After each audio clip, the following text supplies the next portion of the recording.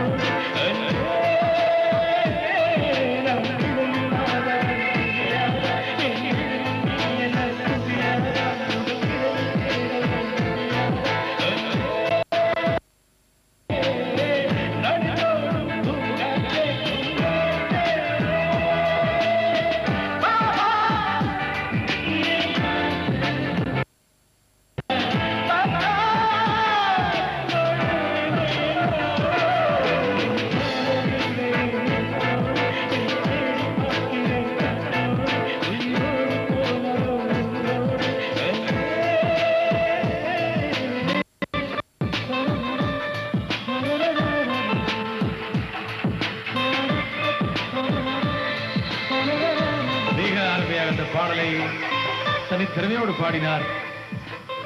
இந்த பாடல் ஒருவர் அல்ல, இருவர் அல்ல, மூவர் பாடியது. தனி ஒருவராக இந்த பாடலை சிறப்பாக பாடினார். மீண்டும் பாராட்டுக்களை தெரிவியுங்கள்.